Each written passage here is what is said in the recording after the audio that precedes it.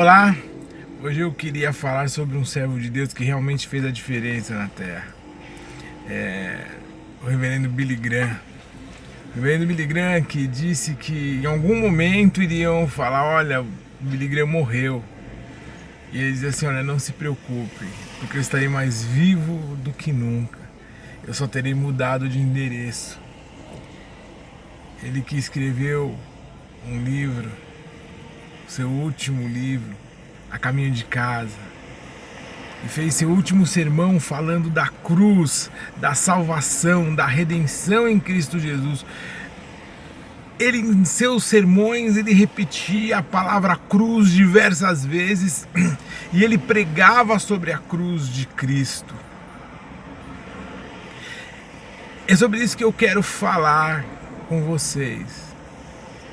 Billy Graham, ele foi conselheiro e influenciador de todos os presidentes da República, de Truman a Barack Obama. Ele foi conselheiro e influenciador de presidentes da República norte-americanos nos últimos 2 séculos. Ele foi o único pastor branco. Depois dele vieram outros, mas que assumiu, que abraçou o reverendo Martin Luther King na sua luta contra a segregação racial. Isso que os aproximou desses presidentes e que fez com que ele assumisse essa condição. Agora, eu quero lembrar de uma coisa: ele nunca foi servo da Casa Branca, ele nunca serviu a Casa Branca como um capelão, como um conselheiro, mas ele sempre foi um servo de Deus que, fazendo a obra de Deus, esteve junto com esses presidentes. Ele nunca se envolveu em política para fazer a diferença na política norte-americana.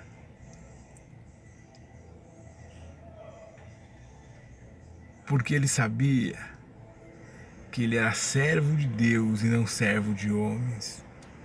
E a distorção do Evangelho, a distorção da Bíblia que muitos homens de Deus estão fazendo hoje, estão se perdendo. Ele foi o maior evangelista de todos os tempos, pregou em estádios para mais de 7 milhões de pessoas.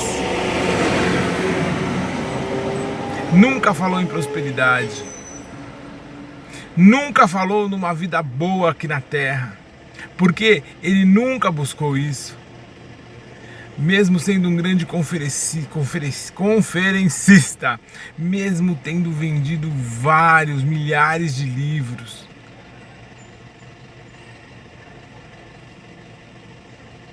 ele passou sua vida em uma casa de campo confortável, mas humilde, na Carolina do Norte. E ali ele fechou os olhos e foi para casa.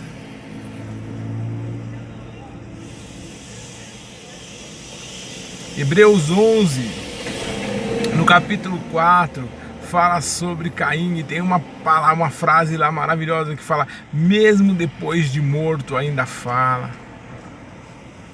Os nossos atos, os nossos serviços, as nossas palavras, elas serão lembradas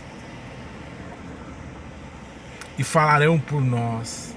Isso é o nosso legado. Qual é o legado que você, como cristão, como servo de Deus, quer deixar nessa terra?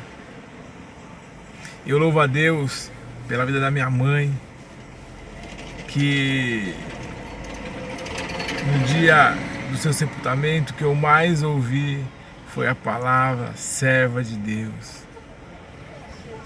Eu louvo a Deus pela vida do meu pai, que 10 anos depois de morto, eu pregava em uma igreja e entrou uma pessoa nessa igreja. E no final do culto eu fiz o apelo, essa pessoa ela veio aceitar Jesus e eu reconheci assim, lembrei do semblante, mas não sabia bem quem era.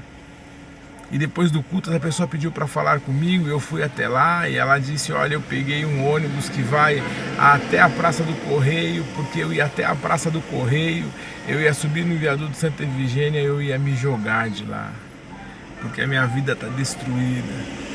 Mas quando eu passei em frente a essa igreja, eu lembrei do seu pai,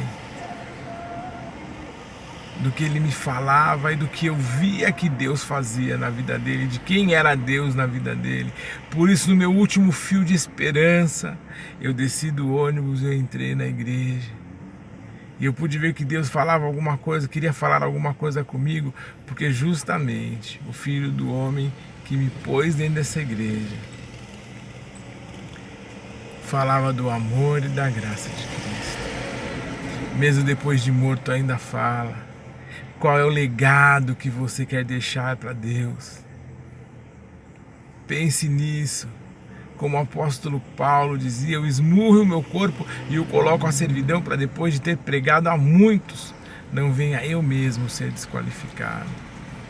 Pense nisso. Fica na paz.